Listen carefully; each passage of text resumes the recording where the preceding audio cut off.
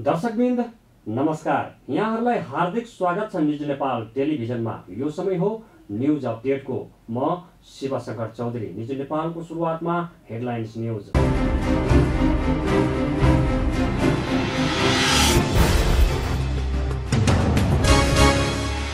पाटन अस्पतालमा उपचारका क्रममा पूर्व सांसद बर्मन बुढाको 90 वर्षको उमेरमा निधन। बुढाको पार्थिव शरीरमा राष्ट्रिय झण्डा ओढाएर अन्तिम श्रद्धाञ्जली। कोरोना संक्रमणबाट धरानमा उपचारका क्रममा मोहतरीका एक पुरुषको मृत्यु।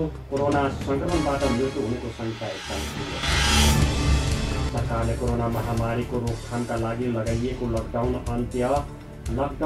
अन्त्य गरे पनि जोखिमको अवस्था हेरेर निषेधित क्षेत्र घोषणा गर्न सकिने सरकारको भनाइ। इन्जिनियर सतीश कुमार गोइतलाई शहीद घोषणा गर्नुपर्ने माग राख्दै युवाहरूद्वारा जनकपुरमा प्रदर्शन। सरकारको लापरवाहीका कारण इन्जिनियर गोइतको मृत्यु भएको आरोप। विश्वभर कोरोना भाइरसबाट 24 घण्टामा 2,38,000 भन्दा बढी संक्रमितको संख्या 1,50,00,000 नाघ्यो। र म्यान्चेस्टर सिटीले वाटफोर्ड विरुद्ध सहज जित हात पार्न सफल। 37 खेलबाट 34 अङ्क रहेको वाटफोर्ड पुरस्कारबाट तेस्रो अर्थात् 18औं स्थानमा।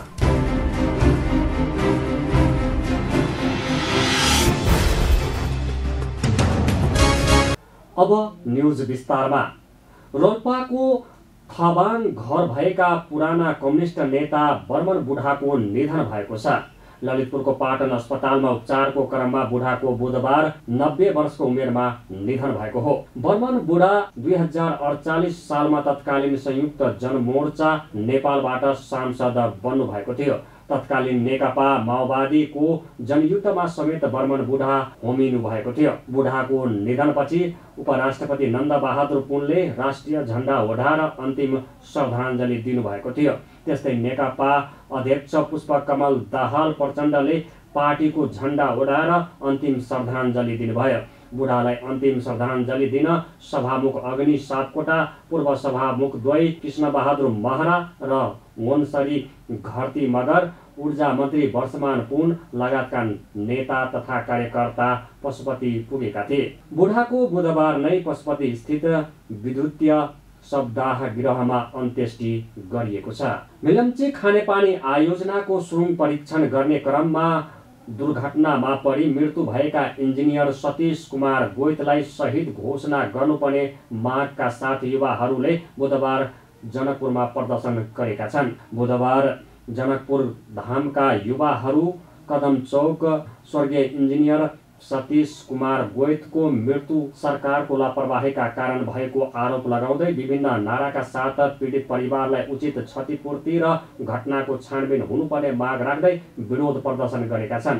प्रदर्शनमा उत्रेका जनकपुर धामका युवा विद्यार्थीहरूले इन्जिनियर सतीश कुमार गोइतलाई शहीद घोषणा गर्नुपर्ने र घटनाको छानबिन हुनुपर्ने मागका साथ धनुषाका प्रमुख जिल्ला अधिकारी कोष हरि निरौला मार्फत प्रधानमन्त्रीलाई ज्ञापन पत्र समेत बुझाएका थिए। कोरोना संक्रमण देखिएको मोहतरीका एक पुरुषको धरान स्थित बीपी कोइराला स्वास्थ्य विज्ञान प्रतिष्ठानमा उपचारका क्रममा मृत्यु भएको छ। मोहतरीको मोहतरी गाउँपालिका 3 का 60 वर्षीय पुरुषको निधन भएको हो।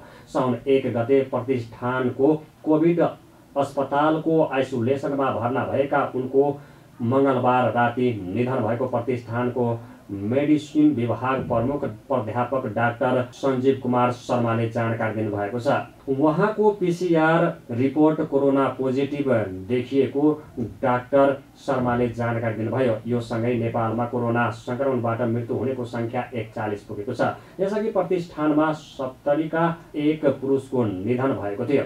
प्रतिष्ठानमा हाल 11 जना कोरोना संक्रमितको उपचार भइरहेको छ। प्रतिष्ठानमा उपचारका लागि भर्ना भएका 267 जना भने कोरोना जितेर डिस्चार्ज भइसकेका छन्। सरकारले कोरोना महामारी रोकथामका लागि लगाइएको लकडाउन अन्त्य गरेको छ। मन्त्री परिषदको निर्णय सार्वजनिक गर्न मंगलबार आयोजित पत्रकार सम्मेलनमा सरकारका प्रवक्ता तथा अर्थ र सञ्चार तथा सूचना प्रविधि मन्त्री डाक्टर युवराज खतिवडाले चैत 11 देखि सरकारले लगाइएको लकडाउन अन्त्य भएको जानकारी दिनुभएको हो। लकडाउन अन्त्य गरे पनि जोखिमको अवस्था हेरेर कतै निषेधित क्षेत्र घोषणा गर्न सकिने खतिवडाको भनाइ छ। खतिवडाले नेपाल प्रवेश बिन्दु र खुल्ला सीमाको आवागमन साउन 32 गते आइतबार मध्यरातसम्मका लागि यथावत राख्ने निर्णय गरिएको जानकारी दिनुभयो। यसअघि अन्तर्राष्ट्रिय नाकाबाट साउन 6 गते मध्यरातसम्म प्रवेशमा रोक लगाइएको थियो। छिमेकी राष्ट्र लगायतका अरू राष्ट्रले चालेको सो रोगको संक्रमणबाट जोगाउन अपनाइएको नीति अनुसार नेपालले पनि उक्त निर्णय लिएको प्रवक्ता खतिवडाले बताउनुभयो। जबरजस्ती प्रवेश गरे वा प्रवेश गराएर लुकाउने काम गरेमा कानुन बमोजिम कारबाही हुने उहाँले बताउनुभयो। त्यस्तै बैठकले साउन 15 देखि होटल रेस्टुरेन्ट खुल्ला गर्ने निर्णय गरेको छ। भदौ 1 देखि विद्यार्थी भर्ना खुल्ला गर्ने निर्णय, लामो दूरीको यातायात भदौ 1 गतेदेखि खुल्ला गर्ने निर्णय गरेको प्रवक्ता खतिवडाले बताउनुभयो। हामी अहिले लकडाउनमा छौँ भन्ने दिन अब भरे राति 12 बजेबाट परेन। यसले यो लकडाउनले हामीलाई धेरै मनोवैज्ञानिक त्रास पनि दियो र अर्को प्रकारले हामीलाई धेरै कुराको लागि बहानाबाजी पनि भयो। यो कुरा चाहिँ अब नहोस्, तर त्यो भनेर हामीलाई स्वास्थ्य सुरक्षाको जोखिम छैन, सङ्क्रमणको जोखिम छैन भन्ने कुरा चाहिँ होइन। त्यो चाहिँ हामीले कायमै राख्नुपर्छ। तर हामी सबैले आफ्ना सचेतनाहरू, हामीले जनस्वास्थ्य सम्बन्धी हाम्रा आफ्ना सुरक्षाका उपायहरू त फेरि पनि गर्नु नै पर्छ। निजी क्षेत्र, सामाजिक क्षेत्र तथा गैर सरकारी सङ्घ संस्थाहरूलाई समन्वयात्मक रूपमा परिचालित गरी विपद प्रभावितहरूको उद्धार, राहत, उपचार एवं खाद्यान्न र बसोबासको प्रबन्ध मिलाउन गृह मन्त्रालयलाई निर्देशन दिने, गृह मन्त्रालयको समन्वयमा विपदबाट भएको क्षतिको विवरण यथाशीघ्र तयार गर्ने, मूल्याङ्कन गर्ने, तथ्य र विवरणसहितको यथार्थ परिस्थिति स्पष्ट भइसकेपछि पुनर्स्थापना तथा पुनर्निर्माण लगायतका आवश्यक विषयमा थप आवश्यक निर्णय गर्ने यो विपद र बाढी पहिरोसँग सम्बन्धित मन्त्री परिषदको निर्णय हो।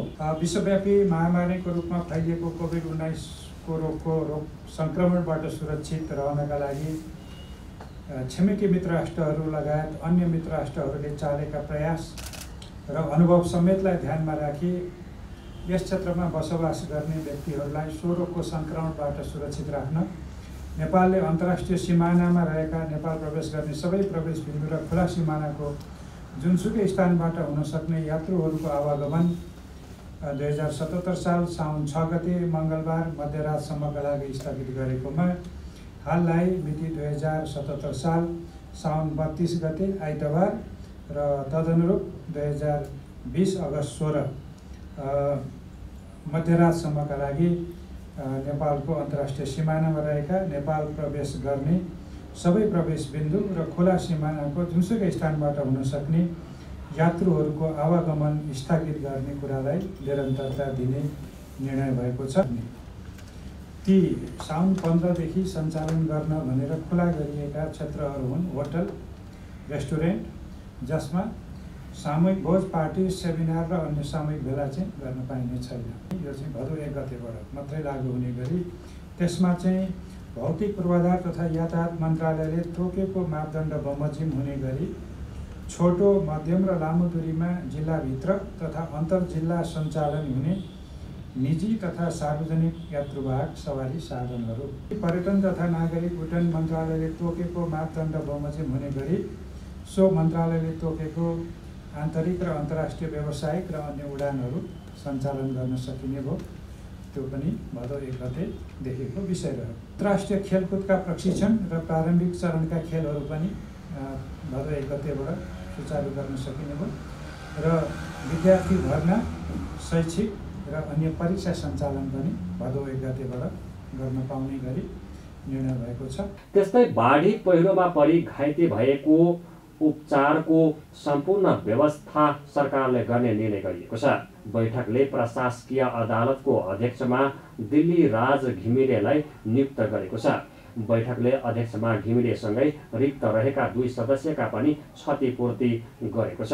बैठकले अध्यक्ष घिमिरेसँगै रिक्त रहेका 2 सदस्यको पनि पदपूर्ति गरेको छ। प्रशासकीय अदालतको सदस्यमा रीता मैनाली र कृष्णप्रसाद पौडेललाई नियुक्त गरिएको छ। त्यस्तै ढुङ्गा नगटी तथा बालुवा गिट्टी तथा बालुवा उत्खनन बिक्री तथा व्यवस्थापन सम्बन्धी मापदण्ड स्वीकृत गर्ने रोजगारको हक सम्बन्धी दोस्रो संशोधन नियमावली स्वीकृत गर्ने निर्णय पनि बैठकले गरेको छ। विश्वभर महामारीको रूपमा फैलिएको कोरोना भाइरस संक्रमितको संख्या 1,50,00,000 नाघेको छ। पछिल्लो 24 घण्टामा 2,38,700 भन्दा बढी संक्रमित थपिएसँगै संक्रमितको संख्या 1,50,93,712 पुगेको हो। पछिल्लो 24 घण्टामा 5,669 जनाको कोरोना संक्रमणबाटै मृत्यु भएसँगै मृत्यु हुनेको संख्या 6,19,467 जना पुगेको बल्डोमिटरले जनाएको छ। हालसम्म 91,10,724 संक्रमित उपचारपछि निको भएर अस्पतालबाट डिस्चार्ज भएका छन्। यस्तै युरोपियन मुलुकहरूमा 1,79,749 जना, उत्तर कोरियाली र उत्तर अमेरिकी मुलुकहरूमा 1,79,711 जना, एसियाली मुलुकहरूमा 82,646 जना र दक्षिण अमेरिकी मुलुकहरूमा 1,21,360 जनाको मृत्यु भएको छ। यस्तै अफ्रिकी मुलुकहरूमा 15,770 जना र अस्ट्रेलिया सहित ओसेनियाका मुलुकहरूमा 149 जनाको मृत्यु भएको छ। सबैभन्दा बढी प्रभावित अमेरिकामा संक्रमितको संख्या 40,28,569 पुगेको छ, जसमध्ये 1,44,953 जनाको मृत्यु भएको छ। यस्तै ब्राजिलमा 21,66,532 जना संक्रमित भएका छन् भने 81,500 भन्दा बढीको मृत्यु भएको छ। म्यानचेस्टर सिटीले वाटफोर्ड विरुद्ध सहज जित हात पारेको छ। लन्डन क्लब आर्सेनल भने एस्टन भिलासँग पराजित भएको हो। रहिम स्टर्लिङको 2 गोल मद्दतमा सिटीले वाटफोर्डलाई 4-0 पराजित गरेको छ। वाटफोर्डको मानमा भएको खेलको 21औं मिनटमा स्टर्लिङले गोल गर्दै सिटीलाई अग्रता दिलाएका थिए। स्टर्लिङले प्रहार गरेको पेनाल्टी वाटफोर्डका गोलकिपरले सुरुमा बचाएका थिए, तर स्टर्लिङले रिबाउन्डमा गोल गरेका छन्। दोस्रो हाफमा पनि सिटीले 2 गोल गर्यो। 63औं मिनटमा फिल फोडेनले र 66औं मिनटमा एमरिक लापोर्टले गोल गरेपछि सिटीले सहज जित हात पारेको हो। वाटफोर्ड भने रेलिगेसनमा जानेछ। 37 खेलबाट 34 अङ्क रहेको वाटफोर्ड पुछारबाट तेस्रो अर्थात् 18औं स्थानमा छ। 37 खेलबाट वाटफोर्ड समान 34 अङ्क जोडेको एस्टन भिला हेड टु हेडमा अगाडि रहँदै 17औं स्थानमा उक्लेको हो। आर्सेनलले भने पराजयपछि 53 अङ्क सहित 10औं स्थानमा छ। हामी न्युज अपडेटको अन्त्यमा आइपुगेका छौँ। जाँदा जाँदै हेडलाइन्स न्युज पुनः एकपटक।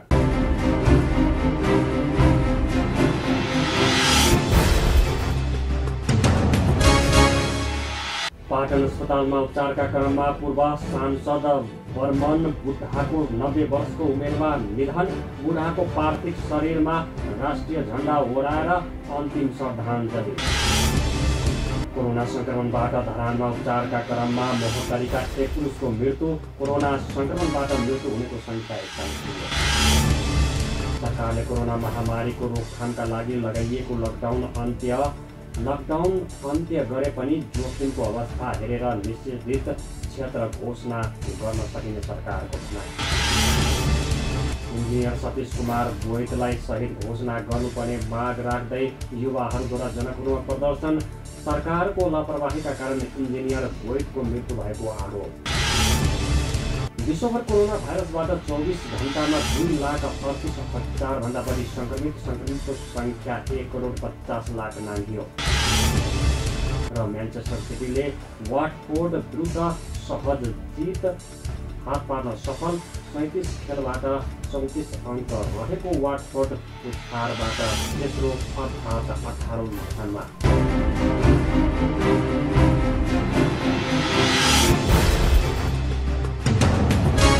दर्शकवृन्द, अहिलेलाई न्युज अपडेट यति नै। निरन्तर न्युज अपडेटका साथ हामी पुनः उपस्थित हुने नै छौँ। हेर्दै रहनुहोस् न्युज नेपाल टेलिभिजन। नमस्कार।